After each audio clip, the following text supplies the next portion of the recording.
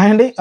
ఏదైతే సక్సెస్ మీట్‌కి చిరంజీవి గారు వచ్చారో, చిరంజీవి గారు ఒక మంచి సంచలన వ్యాఖ్యలనుకోవచ్చు ఒక రకంగా చెప్పాలంటే.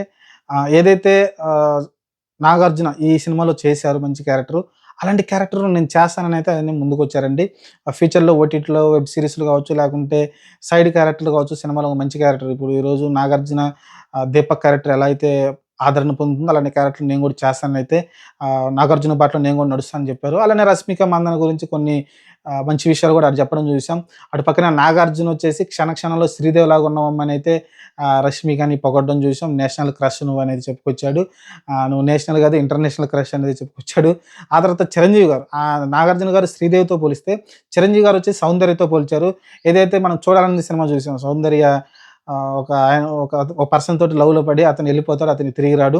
అలానే ఇక్కడ చూసుకుంటూ కూడా సేమ్ అదే అదే జరిగిద్ది. రష్మిక గూడా ఒకడిని లవ్ చేస్తది. వాడు వచ్చి రైల్వే స్టేషన్‌లో కూర్చుంటే వాడు రాడు. అక్కడ సిట్యుయేషన్ అలా ఉంటుంది. ఓవరాల్‌గా ఇద్దరైతే చిరంజీవి గారు వచ్చేసి సౌందర్యతోటి పోల్చారు రష్మికని.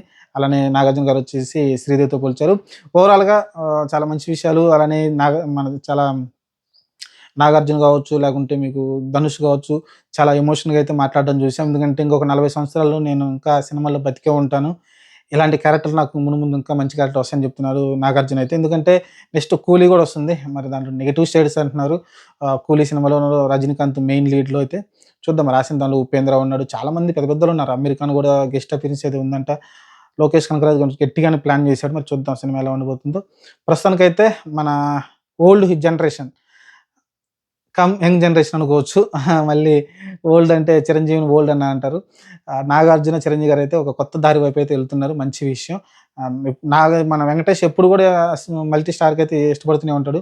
సరే తను గూడా అట్లా ఎళ్ళే అవకాశం అయితే కనిపిస్తది. మనం చూసాం. మన నాగ చైతన్య సినిమాలో గూడా అతను నటించడం చూసాం క్యామియోలు. చూద్దాం మరి ప్రస్తుతానికైతే 'కుబేర' సక్సెస్ మీట్‌లో అయితే చిరంజీవి చాలా విషయాలు చెప్పుకొచ్చారు. స్పెషల్‌గా ఆహ్, రష్మిక మందనని ఒకళ్ళు శ్రీదేవి తోటి ఒకళ్ళు సౌందర్యతో పోల్చడం అనేది చాలా హ్యాపీగా ఆమె ఫీల్ అయింది. అలానే ఇంకా శేఖర్ కమల్‌ని చాలా పొగిడారు. ప్రతి ఒక్కళ్ళు గూడా ఆయన డైరెక్షన్‌లో నేను ఇలా నడవొద్దని నాగార్జున గారు స్వయంగా జెప్పారు. నేనసలు ఇలా నడవొద్దంటారు హీరోలాగుంది. ఇలా నడవకూడదు మీరని నన్ను కొత్తగా చూపించడానికి ప్రయత్నించారు శేఖర్ కమల్ గారైతే. నేను చూస్తున్నప్పుడు నాకే కొత్తగా అనిపించింది. నేను ఇన్ని సినిమాల్లో చేసిన యాక్టింగ్ కన్నా ఇది డిఫరెంట్‌గా ఉందనైతే నాగార్జున గారైతే శేఖర్ కమల్ గారిని పొగడడం చూసాం.